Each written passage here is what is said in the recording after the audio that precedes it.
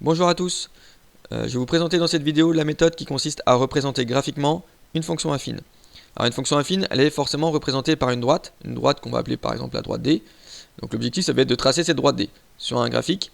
La fonction affine, si je l'appelle f, son expression ça va être f de x égale ax plus b, avec a et b qui sont deux nombres qui peuvent être nuls. À ce moment-là on aura une fonction affine qui serait particulière.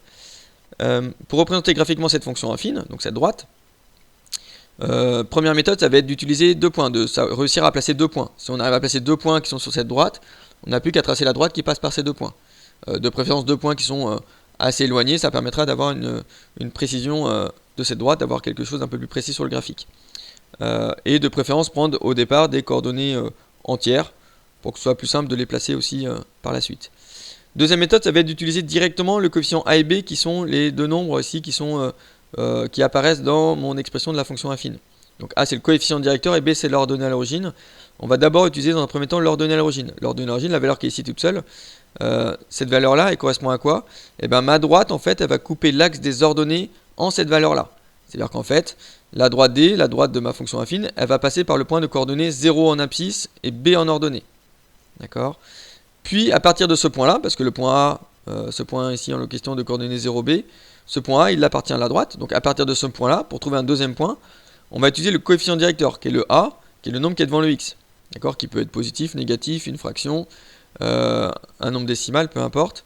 Et donc ce qu'on va faire, c'est quand x il augmente de 1, vous allez voir ce qu'on va faire graphiquement, bah, le y il va varier de cette valeur là, d'accord, donc on va augmenter ou diminuer en y.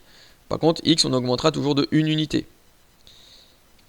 Alors j'ai pris un exemple, on va représenter graphiquement la fonction affine f de x égale moins 2x plus 1.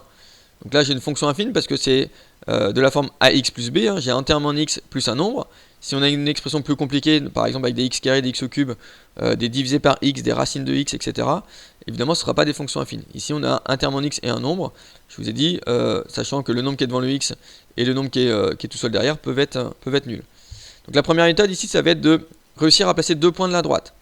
Donc ce qu'on va faire, c'est que on va prendre au hasard un réel quelconque. Alors le plus simple, c'est de prendre des valeurs entières et par exemple la valeur 0. On a le droit de calculer l'image de 0. Donc si je prends f de 0, que je vais calculer f de 0, je vous conseille de la prendre à chaque fois. Au niveau du calcul, ça va être beaucoup plus simple. Donc f de 0, bah, c'est quoi? J'ai réécrit ma fonction f de x égale moins 2x plus 1.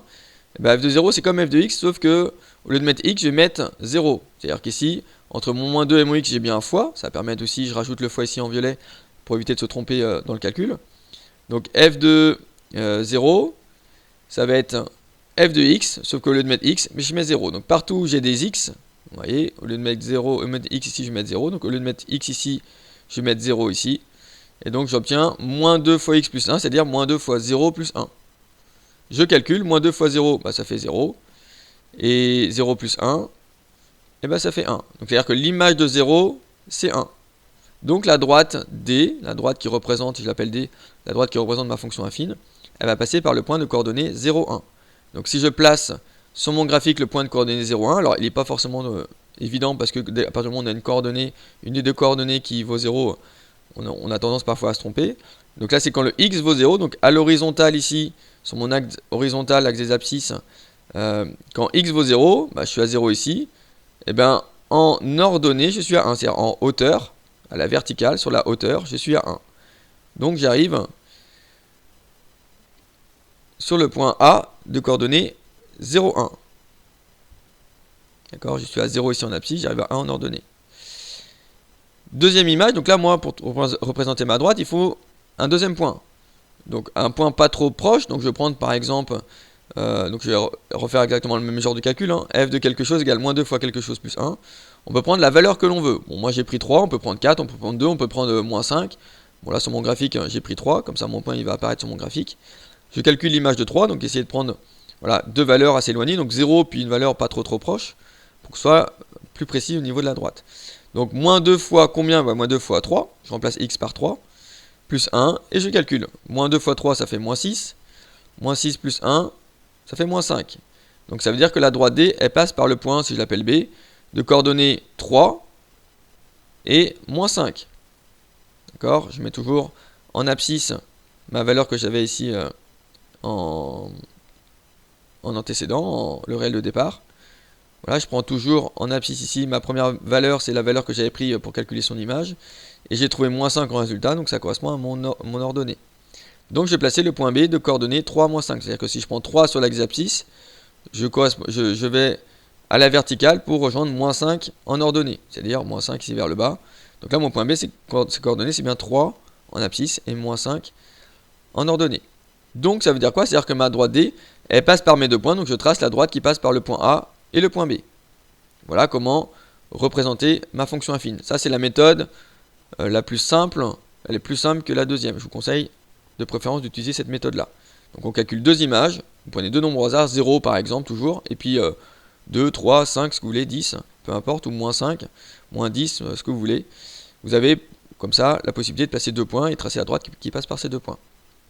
Deuxième méthode. La deuxième méthode ici va être totalement différente. En tout cas, elle va être assez différente. Donc si j'appelle D la droite qui représente la fonction f, ma fonction f de x, elle est de la forme ax plus b, avec a qui est le nombre qui est devant le x, et b qui est le nombre qui est tout seul. D'accord? Donc a et b, ça va être les deux nombres qu'on va utiliser. A, le coefficient directeur, et b, l'ordonnée à l'origine. On va dans un premier temps d'abord utiliser l'ordonnée à l'origine. Donc b, c'est 1. Pourquoi? Parce que le nombre qui est tout seul ici, c'est 1. D'accord? Donc ici, b, il est égal à 1. Donc c'est l'ordonnée à l'origine. Donc ça veut dire que la droite D coupe l'axe des ordonnées au point A de coordonnées 0. Parce que forcément, la droite D elle coupe l'axe des ordonnées. Donc le point qui est sur l'axe des ordonnées, forcément son abscisse elle vaut toujours 0. Et son ordonnée, ça va être quoi? Ça va être la valeur de B, c'est-à-dire ça va être 1. Donc si je place maintenant mon point A de coordonnées 0, 1, j'arrive ici. C'est exactement le même point A d'ailleurs que la méthode 1. Deuxième étape, ça va être d'utiliser, alors pas de trouver un deuxième point, mais d'utiliser le coefficient directeur. Mon coefficient directeur ici c'est moins 2. Pourquoi c'est moins 2? Parce que le nombre qui est devant les x ici c'est moins 2. D'accord? Le a c'est le nombre qui est devant le terme en x. Donc c'est moins 2 ici. Ça peut être un nombre positif, un nombre négatif ou autre. Pareil pour l'ordonnée à l'origine. Ça peut être un nombre à virgule, un nombre négatif. Et donc ça c'est le coefficient directeur. Alors comment on va utiliser le coefficient directeur graphiquement? Eh bien quand x il augmente de 1, d'accord, ça veut dire quoi? Ça veut dire que quand x il augmente de 1, c'est-à-dire que si j'augmente 1 en une unité, en y, alors y ça va être quoi? Il va diminuer de 2. Pourquoi il diminue de 2? Parce qu'il diminue parce que c'est négatif. D'accord? Ici c'est moins 2. D'accord? Donc il diminue de 2. Si j'avais eu plus 2, j'aurais augmenté de 2. Si j'avais eu moins 3, j'aurais diminué de 3. D'accord? Donc quand c'est positif, on augmente. Quand c'est négatif, on diminue. Et de 2 parce que c'est la valeur 2. Donc y diminue de 2. Alors graphiquement, pour expliciter un petit peu le quand x augmente de 1, y diminue de 2, ça va donner quoi? Bah, à partir de mon point A, je vais partir de mon point A parce que je sais que déjà que c'est un point qui appartient à la droite. Je vais augmenter en x de 1. Ça veut dire qu'ici, en abscisse, je vais avancer de 1 unité. Alors pas de 1 carreau, mais de 1 unité. Donc j'avance de 1 unité en abscisse, c'est-à-dire que en gros je vais parallèle à l'axe des abscisses. Là il est horizontal, donc en gros je vais horizontalement, j'avance de 1 unité. Et après en y, je vais diminuer de 2. Donc ici en fait, j'avance de 1 et après je diminue de 2. C'est-à-dire qu'ici je vais descendre de 2 unités. Donc en gros je vais descendre de 4 carreaux. Ici on descend bien, on va de 1 à moins 1 en ordonnée. Donc je descends bien de 2 unités. Donc ici je vais aussi parallèlement à l'axe des ordonnées. Donc si mon axe des ordonnées il est aussi vertical, forcément ici je vais être vertical. D'accord?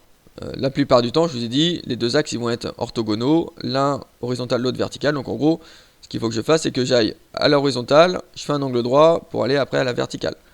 Donc j'avance toujours de 1 unité, et après j'augmente, c'est-à-dire je vais vers le haut ou je vais vers le bas. Là je diminue, donc je vais vers le bas. Si j'avais augmenté, je serais allé vers le haut.